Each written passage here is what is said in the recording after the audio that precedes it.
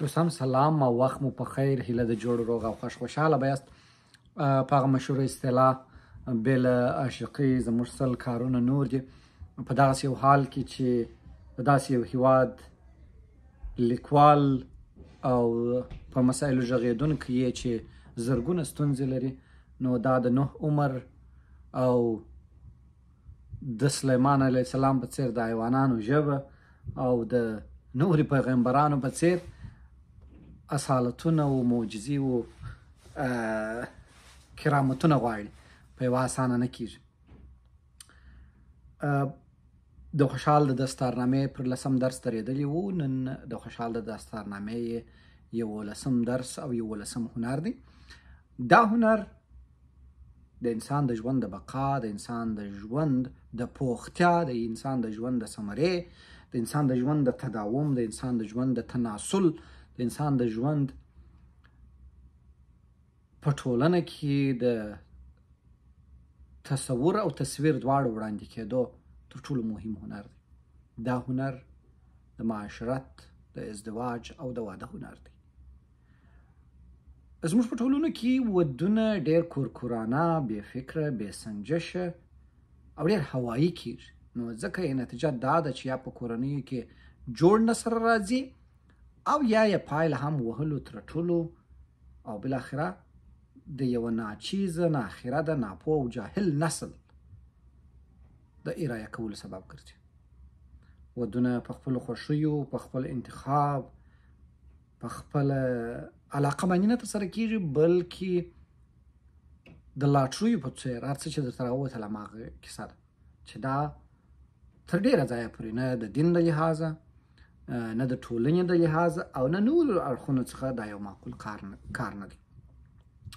د یوې خوا د نجونو معیارونه لوړې شول، د بلې خوا د نرانو د معیارونو لوړې شول هم دا ستونزه ډېره جدي کوي. واده یوازې د دوه انسانانو د یو ځای کېدلو، د نسل او د اولادونو زیږول نه دي.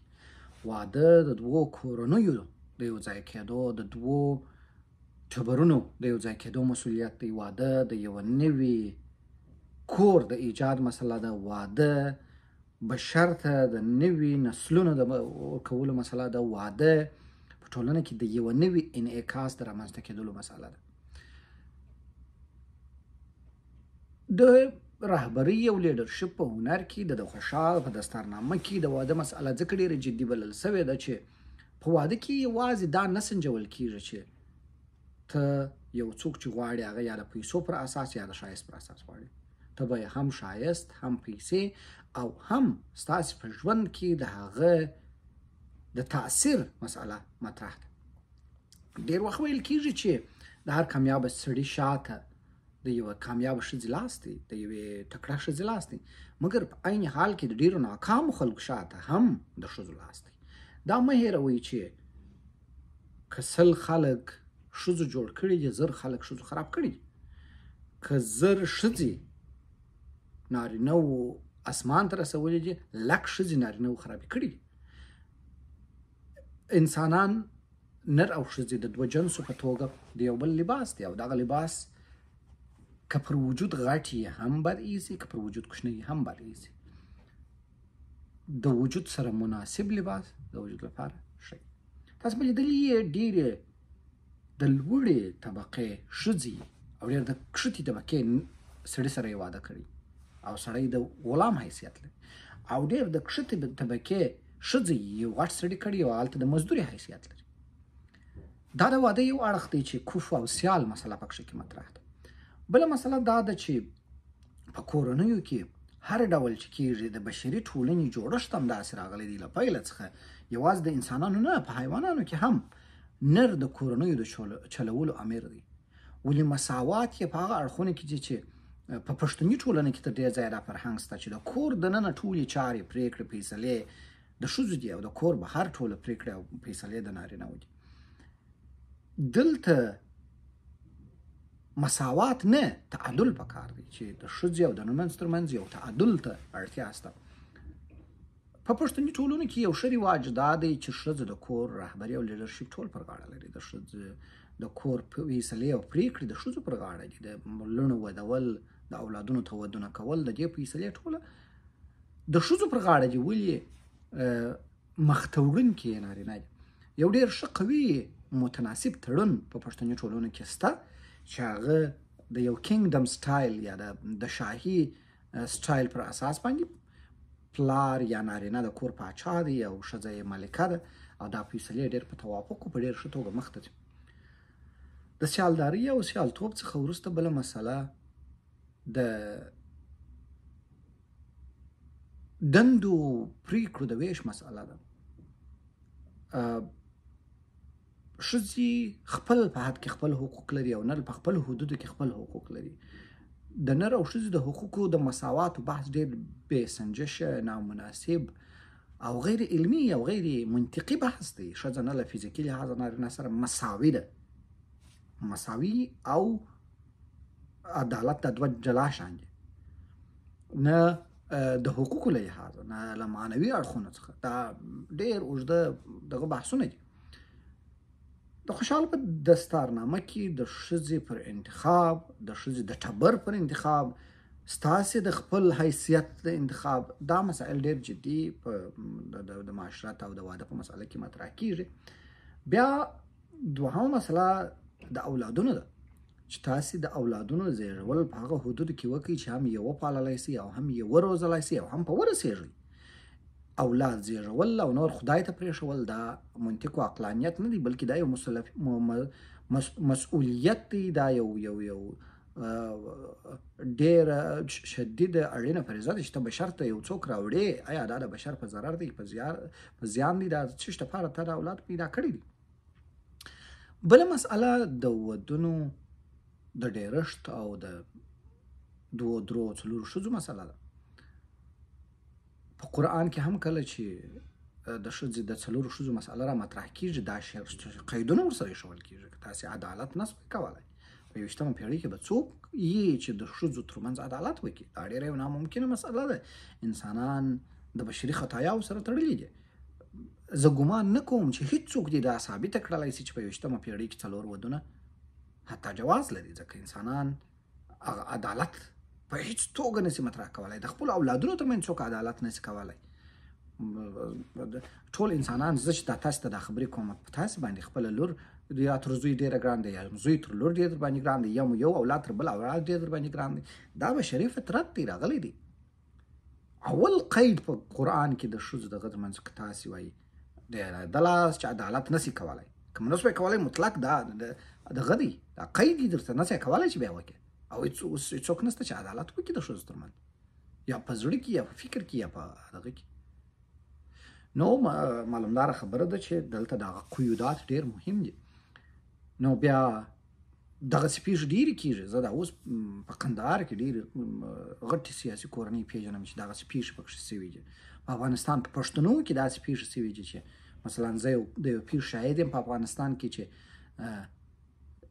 د یو غټ سیاسي زوی په خپله اخرنۍ میره باندې چې ځوانه نجلۍ وه د هغې سره دغه سوی دی، تورن سوی دی، پلار یې پاڅېدلی دی، د خپل ځوان زوی یې وژلی دی. دا بدبختي په کورنیو کې جوړېږي. ستاسې فزیکي توانایي ډېره مهمه ده د یوې ښځې دپاره. تاسې د هغې ښځې ژوند دغه کوئ. زموږ په ټولنه کې یو جدیترینه بحث چې موږ ټول رنځ نیوړو او هېڅوک یې د ډاره خوله نشو پرې کولی، هغه د جنسي اړیکو بحث دی. جنسي اړیکه چې د انسان د بشر د تداوم مسئله ده، موږ حیا هم ورسره وایو، پټوو یې هم، مګر په ذهن او په زړه کې ټول په هماغه مسئله باندې اخته یو. دا مسائل بحثول غواړي، دا مسائل را خلاصول غواړي. بالخصوص د واده په مسئله کې یوه له جدیترینو مسئله دا ده چې په پښتنو کې 90% ودونه د لاټرۍ په اساس باندې شوي دي، نه د توافقاتو په اساس. نو ځکه موږ یو ښه نسل نه دی درلودلی، د مجبوریت نسل دی. او بیا وینئ چې 100 ځای نور سره جوړي. نو 11 هنر تاسې ته د یو رهبر، د یو مشر په جوړېدلو کې د هغه اولادونو مسله ډېره مطرح کوي. موږ د غازي امان الله خان د مور بهترینه مثال لرو. که یو ښه مېرمنه څوک ولري، راتلونکي نسلونو ته ښه رهبران روزي. غازي امان الله خان خپلې مور روزلی و، ملکه اولیا. تاسې ولیدل د بشر په تاریخ کې دونه غټ کارونه وکړل. په نورو شاهي کورنیو کې تکړه مېرمنې نه وې چې ښه اولادونه ورزېږي. میرویس خان نیکه خپل مور نازو انا روزلی و چې دغه حد ته ورسېدی. احمد شاه بابا د خپل مور زرغونه انا په زور دا رسېدلی. نو بنیاد د کورنۍ له ښځې پیل دی.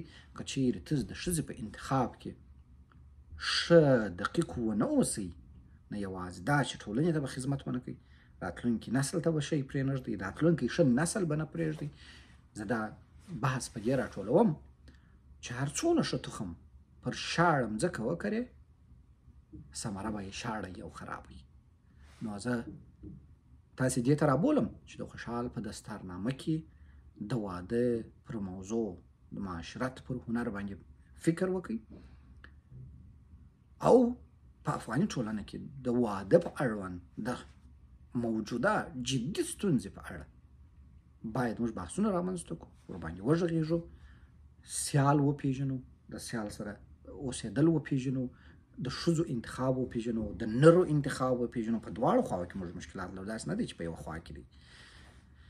او د کوردارۍ سیستم موږ درک کړو، اولادونه څنګه وروزو، څوک څنګه انتخاب کړو، په کور کې څنګه آواز جګ نه کړو، څنګه وکولای شو چې دواړه لوري یو بل درک کړو. دا هغه مسایل دي چې زموږ د ټولنې اساسي ترینه مشکل جوړوي. په کور کې جنګ وکړي راوځي د باندې درز خلک مړه کړي، په کور کې جنګ وکړي د باندې راوځي زور یې تر نورو خلکو وباسي. نو واده او معاشرت یا د معاشرت آداب د انسان او د بشر د ژوند تر ټولو اساسي ترینه مسله ده، ځکه ټولنې د همدغه ځای څخه شروع کېږي. نو که ټولنه تا په ښه فکر، په سالم فکر، په ښه تخم او په ښه مځکه کې او په ښه حاصل باندې ورسوي، نو تا به بشري ټولنې ته نجات ورکړي. او که دې په بې فکرۍ او یوازې په دې نیت چې بس ځان یو شی دې ومې کوي، نو یا به ابو جهلان و فرعونان و او نور ورته مخلوقات زېږولي. راځئ په همدې موازینو، په همدې شرقي میتودونو په یوې ښې لاره، پر یو ښه حل لارو باندې فکر وکړو. زه به د دې په اړه په راتلونکي کې څو مستند پرلهپسې کتابونه د خیره سره تاسې ته چاپ او تر تاسې در ورسوم. خو دا بحث چې 11 هنر دی د داستانامې، پر همدې ځای پای ته رسوم. سرلوړي، آباد او سوکاله اوسئ.